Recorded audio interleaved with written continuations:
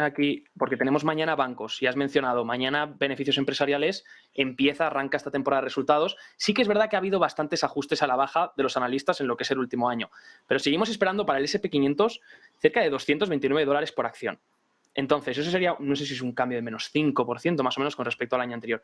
Claro, mucha gente está diciendo, oye, si finalmente tenemos una recesión, aunque sea leve, la media de caída de beneficios está más bien en torno al menos 15, menos 20% respecto al año anterior, ¿no? Entonces, ¿crees que ese trabajo de descuento se ha hecho bien? ¿Crees que vamos a llevarnos sorpresas? O incluso a lo mejor hemos descontado demasiado lo negativo y ahora las empresas nos pueden llegar incluso a sorprender con un mejor guidance. ¿Cómo veis eso?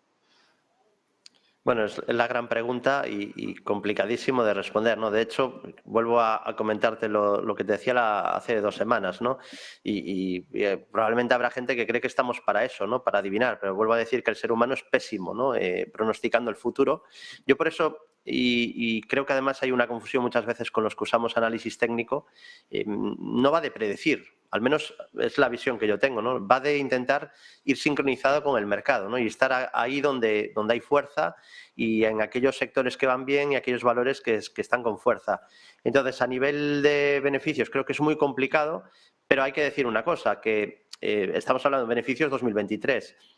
En el primer trimestre no tienes recesión todavía en Estados Unidos. Entonces, puede ser que los beneficios no se contraigan demasiado durante el año. Otra cosa, si en el segundo semestre o en el último cuatrimestre del año tenemos recesión y a partir de ahí los beneficios empiezan a sufrir mucho más. Pero ya digo, estamos hablando de expectativas, va a depender mucho del ritmo de la inflación, del ritmo de subida de tipos, del daño que eso ocasiona en la economía. Si no se suben los tipos más allá de cierto nivel, el daño en la economía va a ser menor. Entonces, por eso es tan importante el dato de la inflación, porque va a tener mucho que ver luego en los resultados empresariales, además de que doblemente tiene otra lectura y tiene mucho que ver con la valoración.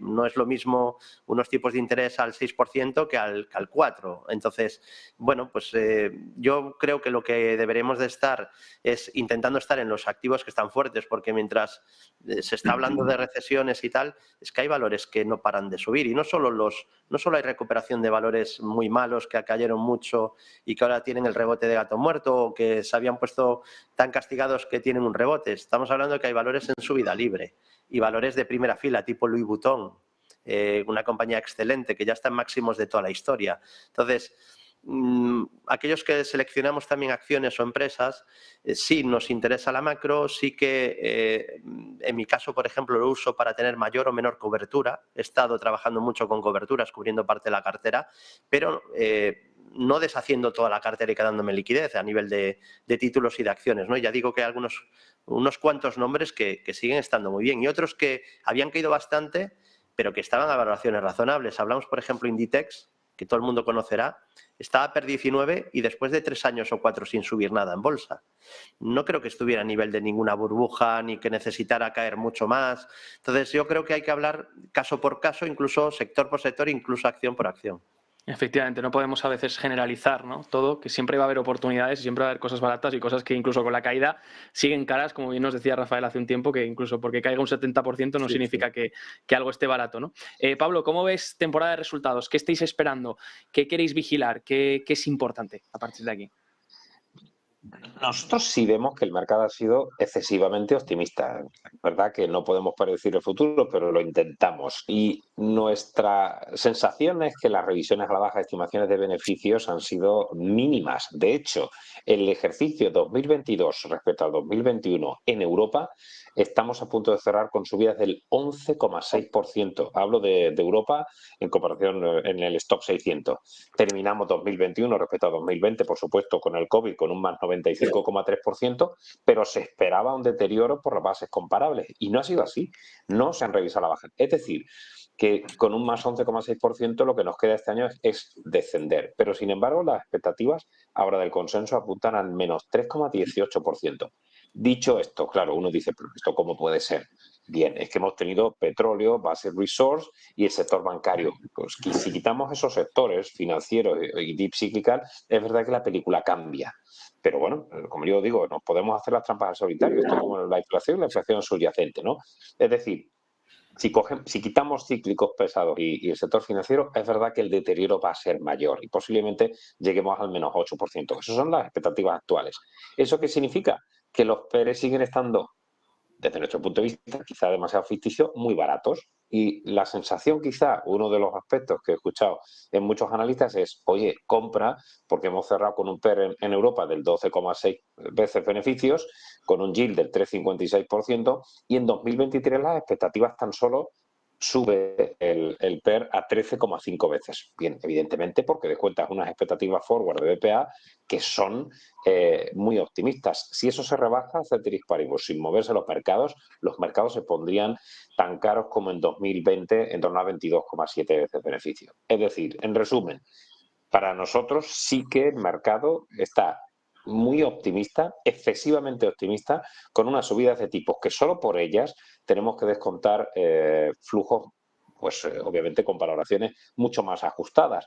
Y viendo ya lo poco que hemos visto hasta ahora y viendo que los retailers siguen decepcionando en resultados, ojo, decepcionando porque las cifras son malas, otra cosa es si son mejores o peores, porque el mercado no cotiza si los resultados son buenos o malos. Como bien comentaba antes David, el mercado cotiza si los resultados son mejores o peores, ¿no? Y ahí está un poco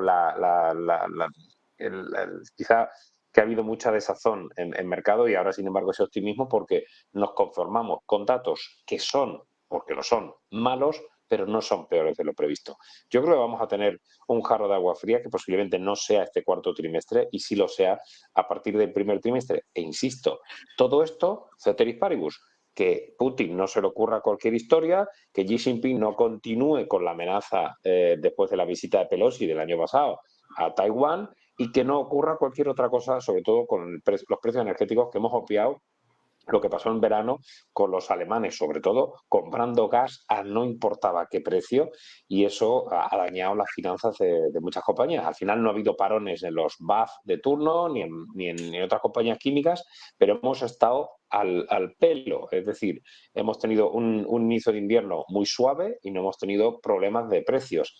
Yo creo que está todo cogido con pinzas. Así que respecto al mercado, si está barato o caro, respecto a las expectativas de beneficios, yo creo que estamos mirando, como bien comentaba antes Rafael, ¿no? Estamos mirando lo que nos viene bien, ¿eh? Como todas las estadísticas, todas son verdades y todas son mentiras según cómo las utilices, ¿no? Yo creo que estamos mirando solo la parte bonita del libro y obviando algunas situaciones que son bastante complejas. Por ejemplo, y yo no me enrollo más, el caso de China.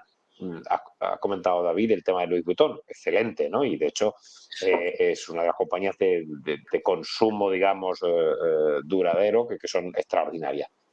Pero hemos depositado unas expectativas y unas esperanzas en la recuperación de China extraordinarias, ¿no?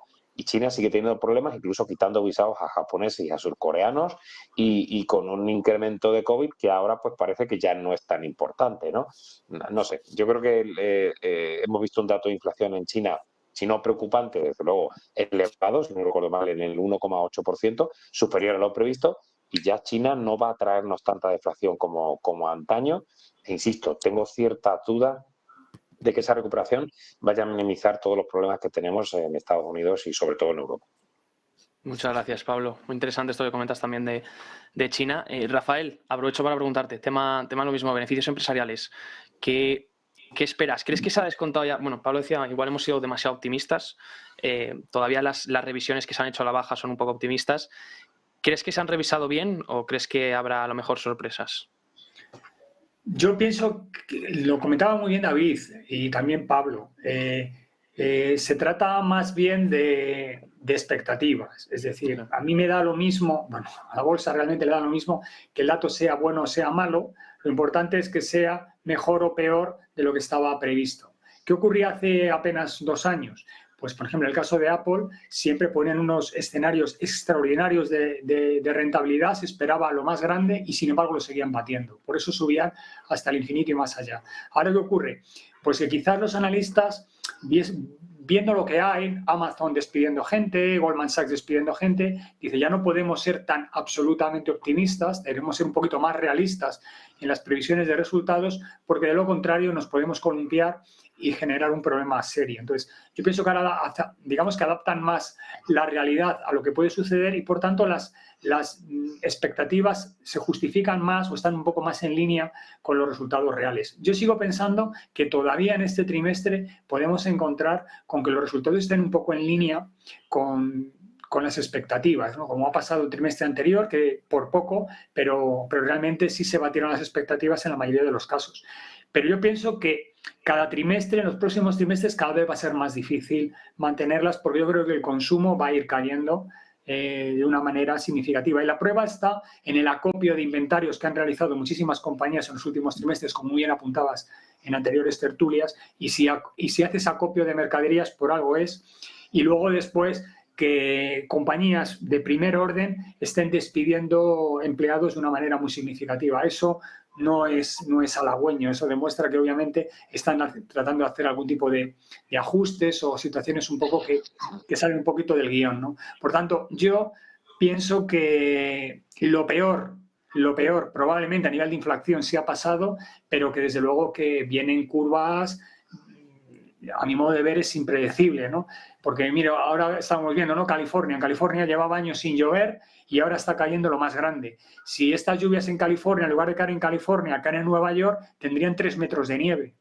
Y entonces paralizaría al país y eso no hay manera de controlarlo. Yo veía en televisión, ¿no? Que estábamos hoy en Teruel a 5 grados bajo cero, parece que estaban a 25 bajo cero, récord de España. Es que esas cosas no se pueden prever. Y el consumo de gas y de petróleo en esas circunstancias es muy diferente. Estamos teniendo suerte de que estamos teniendo un comienzo de la campaña navideña de invierno muy, muy suave, y eso está permitiendo que los stocks de gas, por ejemplo, en Alemania, sean muy altos. Pero si la cosa se complica en Polonia, en Alemania, ya no te quiero decir nada, en las repúblicas bálticas, que tiene una dependencia de Rusia del 100% de gas, y estamos hablando de 3 repúblicas que están dentro de la Comunidad Europea y que hasta hace 2 días tenían una inflación del 20%. Explícame cómo soportarían esas repúblicas unas temperaturas de 18 o 20 bajo cero. Entonces, estamos descontando lo que nos interesa, un escenario muy bueno y tomando las cifras buenas. Yo pienso que a poco que las cosas se tuerzan, el mercado se va a dar la vuelta con mucha fuerza y, sobre todo, estas compañías que han subido en subida libre, como comentaba Pablo y David, pues obviamente los que no hayan vendido aprovecharán el más mínimo resquicio para deshacer posiciones y el mercado caerá a saco. Pues nos quedamos con este análisis, Rafael, ya nos quedamos sin tiempo, así que os doy las gracias a los 3 por haber estado un día más con nosotros aquí en el cierre de Wall Street y espero teneros pronto de nuevo de vuelta en la tertulia de siempre, de todas las semanas. Tengáis una muy buena noche y muchas gracias.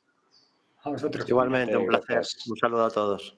Nos despedimos de Pablo García, director de Divacons Alpha Value, de Rafael Ojeda, analista